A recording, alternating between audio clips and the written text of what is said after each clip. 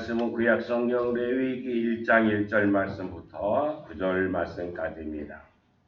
제가 가지고 있는 성경책은 구약 성경 146쪽에 있는 146페이지에 있는 레위기 1장 1절 말씀부터 9절 말씀까지입니다.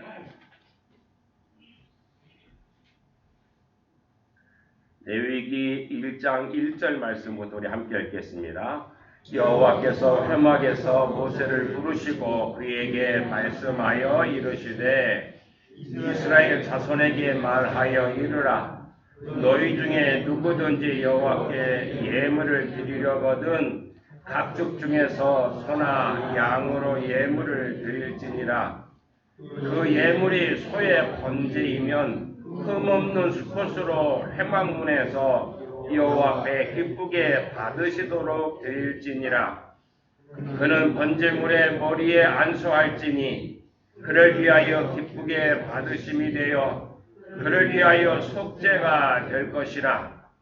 그는 여호와 앞에서 그 수송아지를 잡을 것이요 아론의 자손 제사장들은 그 피를 가져다가 회막문 앞 제단 사방에 뿌릴 것이며 그는 또 그 번제물의 가죽을 벗기고 각을 뜰 것이요 제사장 아론의 자손들은 제단 위에 불을 붙이고 불 위에 나무를 버려놓고 아론의 자손 제사장들은 그 뜬 각과 머리와 기름을 제단 위에 불 위에 있는 나무에 버려놓을 것이며 그 내장과 정강이를 물로 씻을 것이요 제사장은 그 전부를 제단 위에서 불살라 번제를 드릴지니 이는 화제라.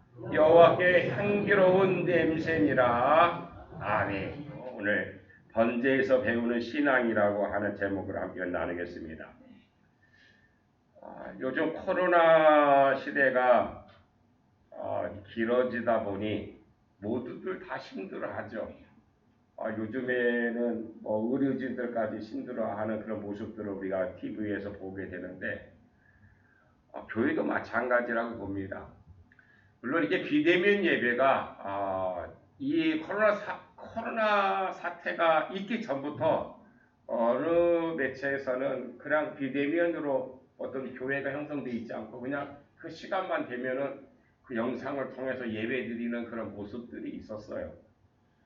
그런데 그렇게 장려할 일은 아니라고 보는 것은 예배라고 하는 작으로 혼자 예배 드리면 굉장히 나만 드리면 되겠죠. 어떻게 드리는지 정확하게 모르겠지만은 그냥 그 말씀 들으면서 저 하겠지만은 이렇게 함께 모여 예배 드리는 것은 함께 더불어서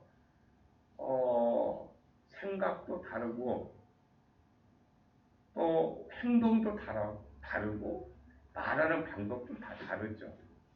어떤 행동에 어떤 사건에 대해서도 사람은 굉장히 즉흥적으로 금방 나오는 사람이 있는가 하면은 어떤 사람은 분석하고 그걸 한 다음에 정확하게 그것을 만들어내려고 하는 사람이 굉장히 그런 복잡해요. 사람이 살아가는 것은 쉬운 일이 아니야. 함께 모여 예배한다는 것은 쉬운 일은 아닙니다. 그 방법은 바로 예수님이 우리들에게 보여주신 것이죠. 그래서 오늘 우리가 이 신앙이라고 하는 것, 특히 요즘에 서울 지역 같은 경우는 4단계라서 예배 드리지 못하고 하여튼 99명까지 모여서 예배 드린다고 하지만은 그것은 정확하게 어떻게 보면 온전한 예배를 하지 못하다 생각합니다. 또 반면에 생각해야 할 것은 과연 이 코로나 시대에 우리가 예배라고 하는 그동안 우리가 해왔던 그 예배가 온전히 하나님이 기뻐하시는 예배일까라는 것을 다시 한번 되돌아보면서 오늘 우리가 예배를 드릴 때에 정말 하나님이 기뻐하시는 오늘 말씀에도 보면은 향기로운 냄새 정말 하나님이 기뻐하시는 그런 예배가 될 수 있어야 하나님 받으신다라고 하는 거죠. 오늘 이 자리에 참여한 우리 여러분 한 사람 한 사람이 근데 여러분이 생각할 때 여러분의 예배가 하나님 받으신다면 어떤 예배일까라고 하는 거지. 여러분이 예배 드리면서 기쁨이 없는데 그 예배를 하나님 받으실까? 생각해 보세요. 여러분이 아무런 감도 없는 예배를 드리는데 하나님 받으실까라고 하는 겁니다. 여러분이 정말 기뻐하고 여러분이 정말 얻을 대로 회개하고 정말 하나님을 사모하는 그런 마음, 간절한 마음이 있어야 그 예배를 하나님 받으시지 않을까요?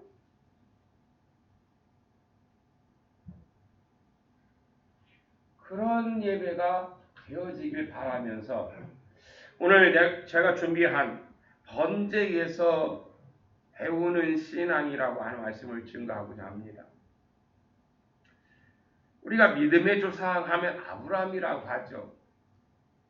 아브라함이 특별한 사람은 아니었어요.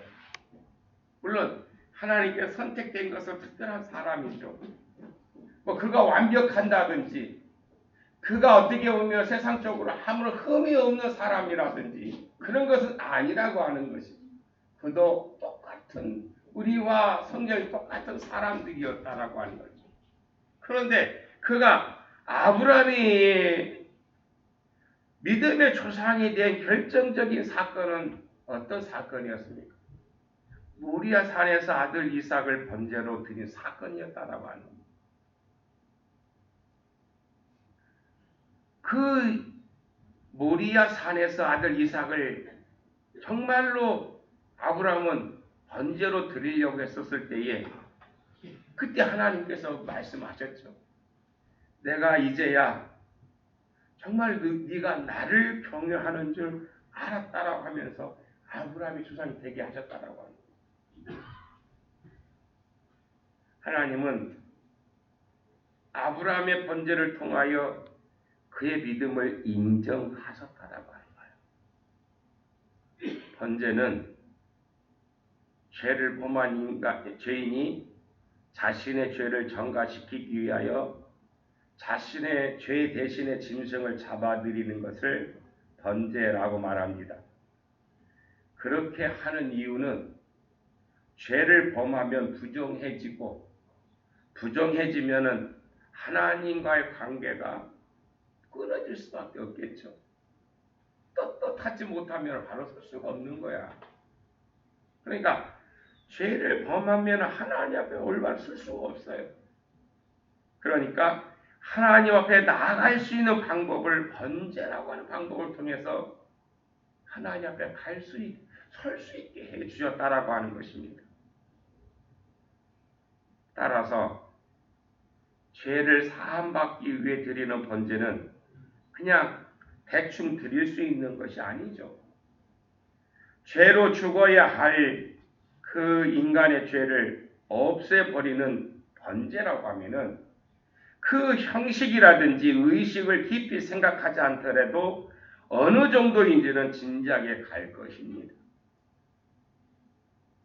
번제를 드리려고 하면 우선은 흠이 없는 제물을 선택해야만 했습니다. 이것은 기본입니다. 그런데 문제는 흠없는 제물을 성막까지 가는 길이 먼 경우라고 하는 것입니다.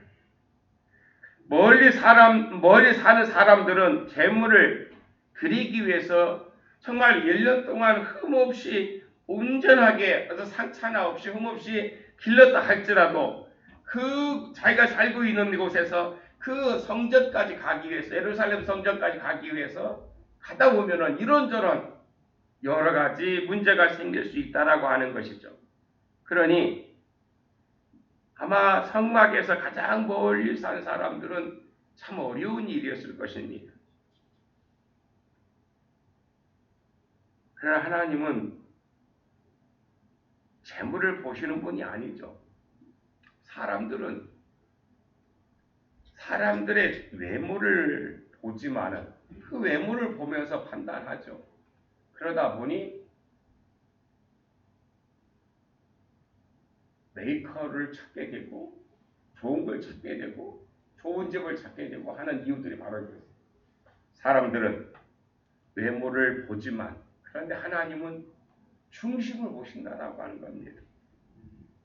때문에 하나님은 집에서 성막까지 오는 그 모든 과정을 제사로 받는 분이신 줄로 믿습니다. 오늘 우리가 예배 드릴 때에 오늘도 마찬가지라고 봅니다.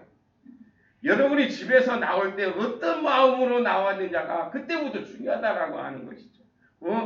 오늘 주일인가 봐.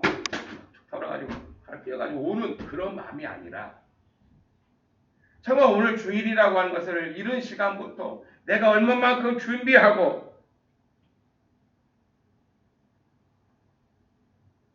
이 예배를 위해서 내가 얼마나 기도하고 내가 이 예배를 위해서 헌금을 해야 되는데 내가 헌금을 어떻게 해야 되는지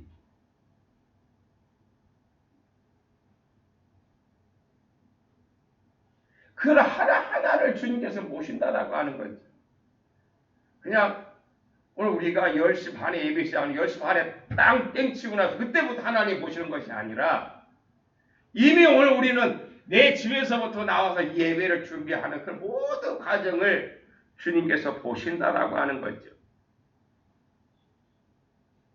아무리 정결하고 값비싼 향수를 준비했다 할지라도 그가 하나님을 경외하는 마음이 없다고 하면은 그 제사는 상한 제사요. 아마 그런 제사를 하나님께서 받으시지 않을 것입니다. 이런 문제들 때문에 유대인들은 예루살렘 근처에 짐승을 매매할 수 있도록 허락했던 것을 보게 됩니다. 예수님께서 성전 정화 사건을 볼 때에 그곳에서 돈을 바꾸는 사람들뿐만 아니라 이 재물들에 사용되어질 동물들을 그 성전 뜰 아래에서 파는 그런 모습들을 봤어요. 근데 요즘 시장에서 뭐 여러분들 가운데 장사하신 분들이 있겠지만은 시장에서도 이 야채 하나 팔려고 하면은 좋은 자리에 앉으려고 얼마나 프리미엄을 줍니까? 요즘도 그러죠. 성전도 마찬가지였을 것 같아요. 그러다 보니 거기 관료들, 제사장들 이런 모든 사람들이 거기에서 돈을 받고 주고 하는 과정 속에서 분명히 부정한 방법, 타락한 방법이 보였기 때문에 예수님은 예루살렘 성전에 먼저 올라가서 가장 먼저 하신 것은 성전 정화를 하셨다라고 하는 거죠. 두 번째 번제는 짐승에게 죄인이 안수하는 것입니다. 이 안수 때에 자기의 죄가 그 제물에게 전가가 되는 거예요. 전가. 죄인이 자신의 죄를 짐승에게 전가함으로 죽여야 할 인간이 하나님 앞에 설 수 있게 됐다라고 하는 것입니다. 그것이 번제이죠. 그것이 하나님께서 허락하신 거예요. 세 번째 번제는 짐승을 죽이고 가죽을 벗깁니다. 그리고 각을 떠야만 했습니다. 각을 뜬다라고 하는 말은 짐승의 살을 점여서 불에 타기 좋게 만든다라고 하는 뜻입니다. 이 내용이 레위기 1장에 번제를 드리는 방법, 오늘 본문에 있는 말씀입니다. 그런데 중요한 것은 번제를 드리는 것에는 어떤 의미가 담겨 있는지를 분명히 알아야 된다라고 하는 것입니다. 번제를 드리는 주체는 바로 나 자신입니다. 제사 드릴 짐승을 끌고 오고 안수하고 짐승을 잡아 가죽을 벗기고 각을 뜨고 하는 모든 일은 본인이 해야 하는 것입니다. 번제는 자유로이 드리는 제사입니다. 이것은 하나님의 계명을 범하여 그것을 속죄하기 위한 속죄제나 또 다른 사람과의 관계에서 범한 죄를 속하는 속건제와 같이 분명한 어떤 목적이 없어도 하나님께 온전히 드린다라고 하는 헌신의 의미에서 바쳐지는 제사였습니다. 이 제사는 소제와 화목제와 더불어 누구든지 드릴 수 있는 속죄의 제사였습니다. 번제는 일반적으로 신하가 왕에게 충성을 맹세하는 경우처럼 자기의 헌신과 감사 그리고 하나님과의 화해의 의미로 드리는 제사였습니다. 그러니 누구의 명령이 없어도 자기 자신이 마땅히 드려야 할 제사임을 알고 속죄와 감사 그리고 하나님과의 화평을 위해 드렸던 제사였던 것입니다. 누가 하라고 해서 하는 건 아니잖아요.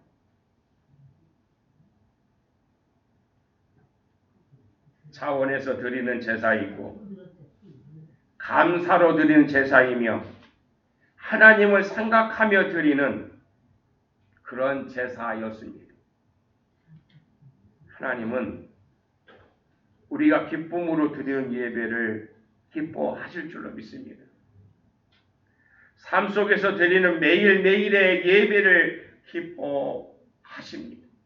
우리가 날마다 드리는 예배 하나하나가 그 기쁨으로 감사로 정말 때로는 회개하며 주님 앞에 드릴 때 그 예배를 기뻐 받으신다라고 하는 거죠. 하나님은 그러한 예배에 복을 내려 주실 줄로 믿습니다. 그저 성경만 밟는 그러한 삶에게는 하나님 함께 하지 않죠. 우리는 최고의 행복한 순간이 하나님께 예배를 드릴 때여야 할 줄로 믿습니다.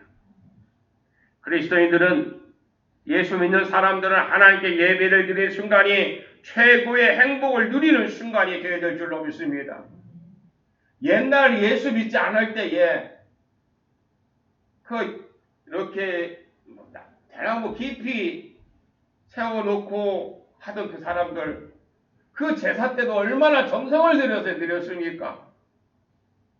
근데 하물며 이 우주 만물을 창조하신 그 하나님을 예배한다고 하면서 내가 얼마만큼 마음의 준비가 되어 있느냐라고 하는 것이죠.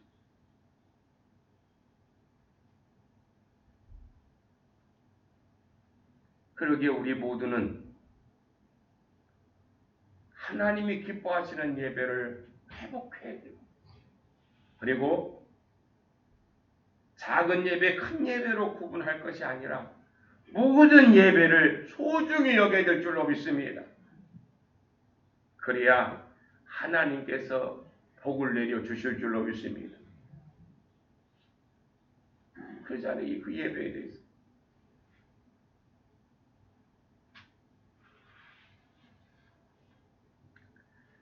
또 하나 번제를 통해서 배우는 것은 흠없는 제물을 드려야 한다라고 하는 것입니다.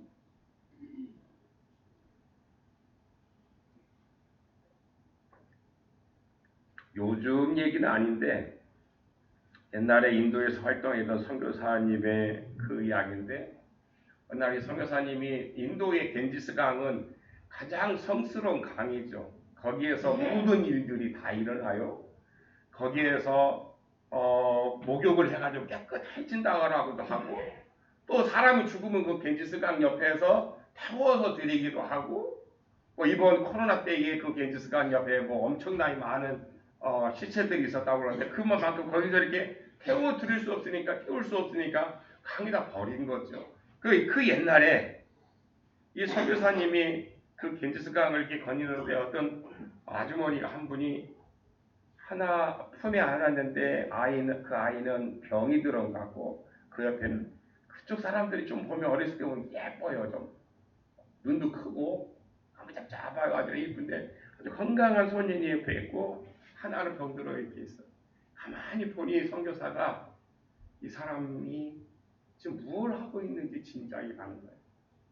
옛날 구약시대 때도 그런 일이 있었죠. 여러 자녀들이 있었고 몰락이라고 하는 그 신에게 자기 자신의 자녀들 가운데 제일 잘난 아들을 바치는 그런 구약시대 때 보면 있었어요.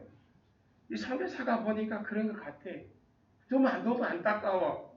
그래서 이 선교사님이 그에게 복음을 준 거예요. 예수님께서 우리를 위해서 죽었기 때문에 결코 그렇게 하지 않고 예수님께서 우리들에게 그러한 은혜를 베푸셨기 때문에 예수님 앞에 나오면은 예수님께서 모든 걸 해결해 줄 거다고 해도 이 여인이 받아들이지 않는 거예요. 그럼 어떻게 할 수 없이 그 떠났는데 한참 후에 그 여인을 다시 만난 거예요. 그런데 아직도 그 품에는 병들었던 그 아이가 있었고, 근데 그 예쁘게 있었던 그 소년 하나는 없는 거야. 어떻게 됐느냐고 했더니 자기가 믿는 신에게 그 아들 제물을 바쳤다라는 거예요. 그래서 선교사님이 그랬답니다.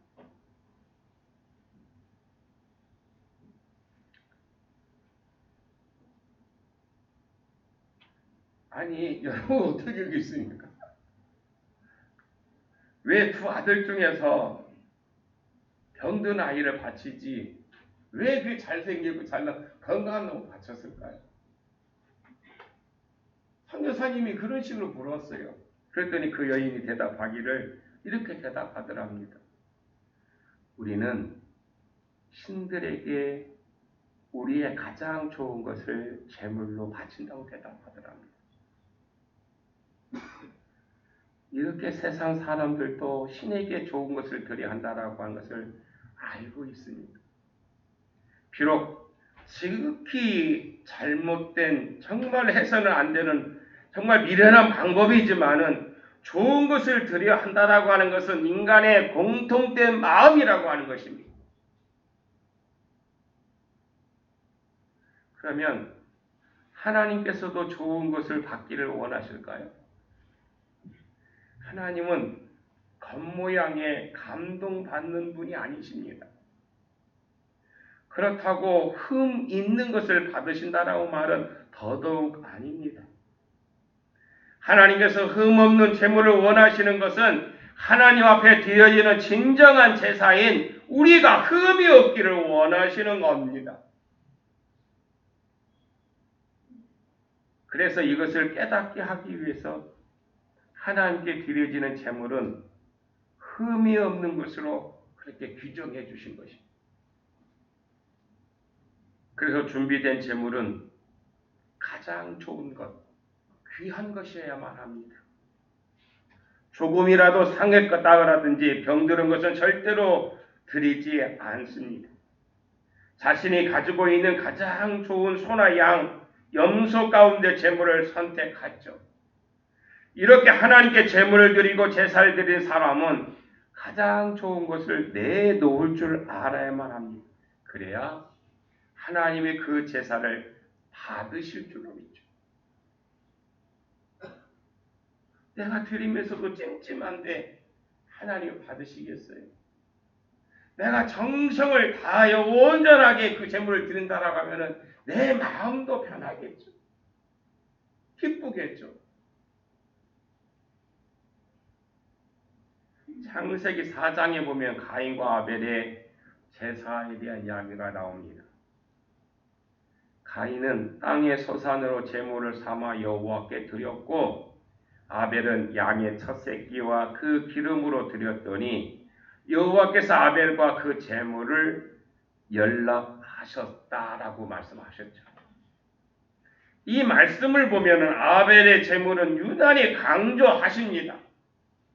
양의 첫 새끼와 그 기름이라고 했는데 이것은 분명히 아벨이 준비한 최고의 예물일 것입니다. 그런데 가인의 제물은 별 설명이 없어요. 다시 말해서 평범했다라고 하는 것입니다. 여러분 누구인가 선물을 받았어. 아니 여러분의 자녀가 여러 명 있는데 그 중에 하나가 나에게 좀 특별한 선물을 했다고 생각해 보세요. 그럼 어떻게 합니까? 마을회관에 가가지고 누구를 자랑해요? 누구를 자랑합니까? 그냥 평범하게 한 그 아들의 선물을 자랑합니다. 그렇지 않잖아요. 마찬가지 하나님이 창세기 4장에 나와 있는 아벨과 가인의 제사를 보면은 아벨의 제물에 대해서는 그렇게 이야기하시는데 가인은 그냥 평범했다라 농산물이라서 그런 것이 아니라 가인의 재물은 평범했다라고 하는 거예요. 그래서 그 결과가 달랐죠.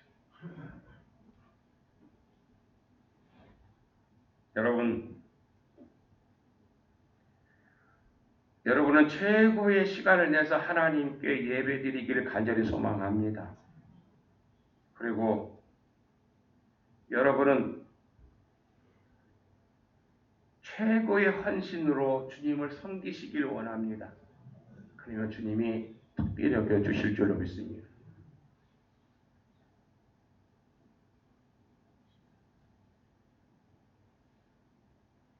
무엇보다도 여러분이 드리는 귀한 예배는 정말 최선을 다해서 주님께 예배하시기를 주님의 이름으로 축원합니다.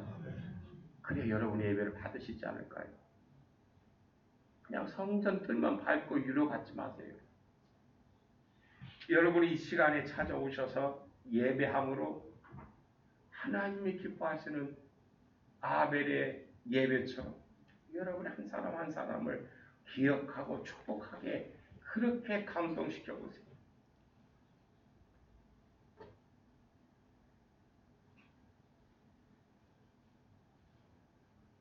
마음도 없고 정성도 없고 누구 눈치 보니라고 예물을 드렸던 사람들에게 주님은 이렇게 말씀하셨죠. 너희의 무수한 재물이 내게 무엇이 유익하뇨? 나는 순양의 번제와 살찐 짐승의 기름에 배불렀고 나는 수송아지나 어린 양이나 수염소의 피를 기뻐하지 아니하니라고 이사야서 1장 11절 이하에서 말씀하셨습니다. 우리가 예배를 몇 번 드리느냐 그것도 중요하지만 그보다 더 중요한 것은 우리의 예배가 얼마만큼 내 마음이 내 정성이 내가 주님을 사랑하는 마음이 담겨져 있느냐가 중요하다라고 하는 거죠.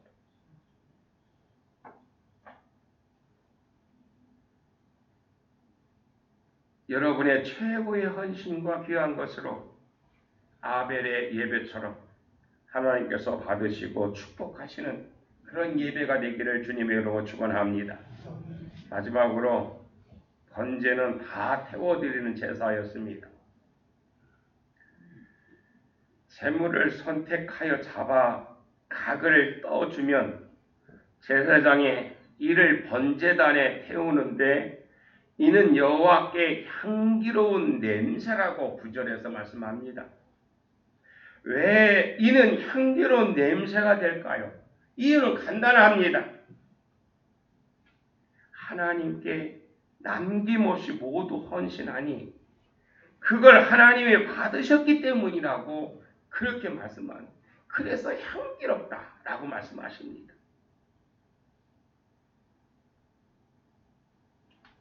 아나니와 삽비라 같은 경우는 참 불행한 사람이에요.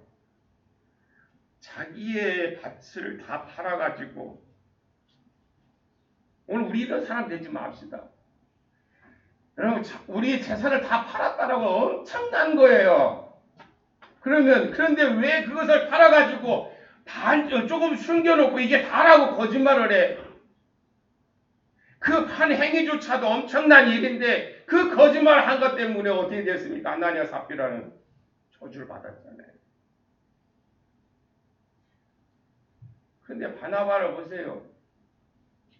바나바는 오히려 그가 그 모든 것을 사도들 앞에 내어 놓았을 때에 그 물질이 모든 사람들에게 도움이 됐을 뿐만 아니라 하나님께 영광을 돌렸던 것을 우리는 보게 됩니다.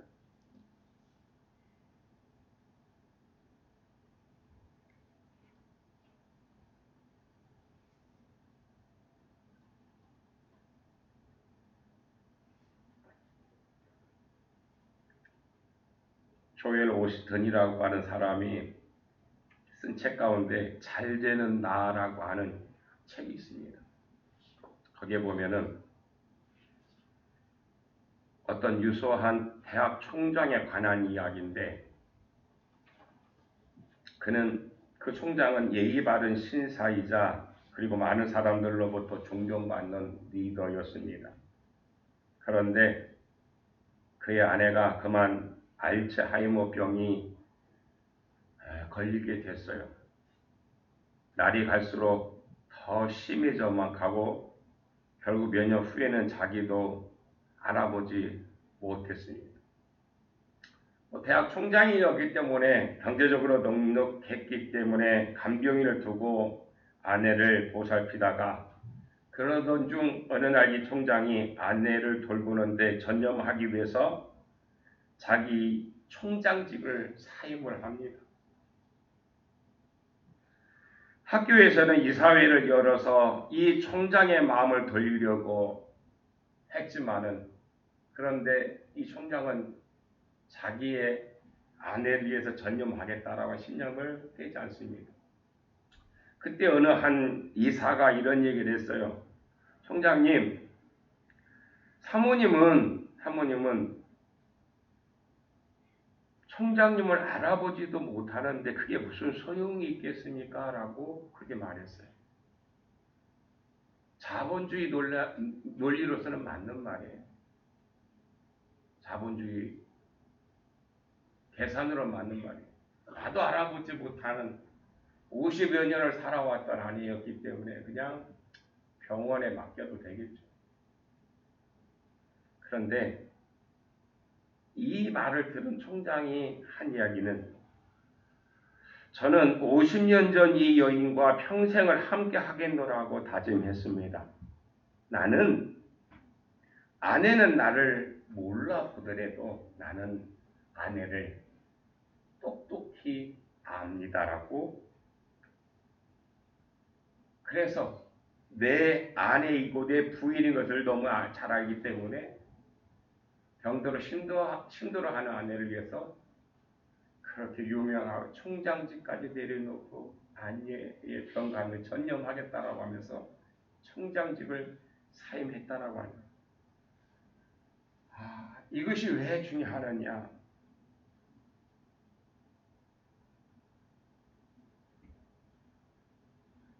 자기의 모든 것을 내려놓지 않고서는 어떤 것을 때로 보면은 올바로 감당하지 못하는 것이죠.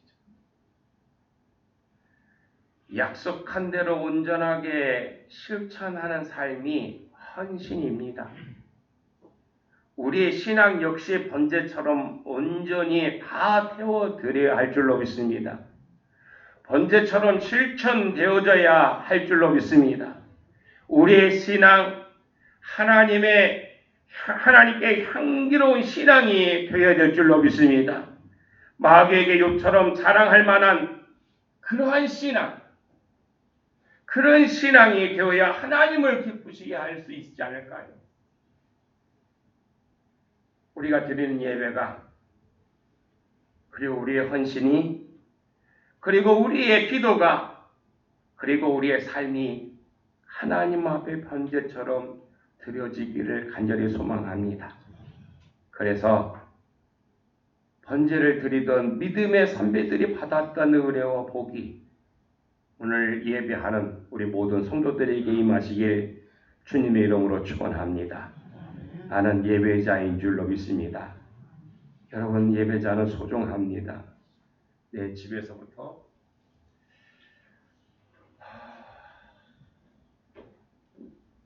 오늘 주님을 사랑하는 마음으로 주님께서 나에게 약속하신 그 은혜를 기억하면서 우리가 늘 잊지 아니하고 나는 예배자인 것을 생각하면서 때로 우리들에게 다가오는 많은 시련들이 있고 어려움들이 있고 나를 화내게 하는 것들이 있지만은 주님이 참으셨던 것처럼 나도 참을 수 있는 것은 나는 주님을 예배하는 자이기 때문에 참을 수 있는 것입니다. 복수하지 않아요. 내가 해야 할 일이 아니기 때문에 그건 주님이 하셔야 할 일인 줄로 믿습니다. 나는 예배할 자이기 때문에 나는 정말로 아벨의 준비한 예배처럼 우리가 주님을 찬양하고 예배하길 간절히 바라면서 이 찬양 다시 한번 부르겠습니다.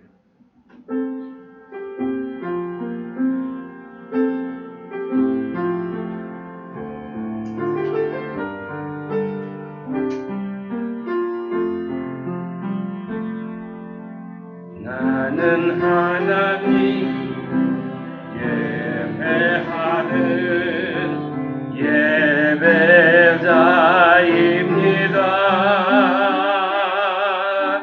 내가 서 있는 곳 어디서나 하나님을 예배합니다. 다시 한번 부르겠습니다. 나는 하나님을 예배하는 나는 하나님을 예배하는 예배자입니다. 내가 서 있는 곳 어디서나 하나님을 예배합니다. 내 영혼 거룩한 은혜를 향하여 내 마음 완전한 하나님 향하여 이곳에서 하루의 시간 하나님을 예배합니다. 기도하시겠습니다. 주님, 내가 서 있는 곳이 주님이 함께 하시는 곳이 되게 하여 주옵소서. 내가 말하는 것이 주님이 말씀하시듯이 그렇게 하게 하옵소서. 내가 생각하는 것이 주님의 뜻을 따라 행하는 그러한 생각이 되게 하여 주옵소서. 그래 주님 예배할 때에 아벨의 제단처럼 아벨의 예배처럼 우리의 예배도 받아 주시옵소서. 예수님의 이름으로 기도하옵나이다.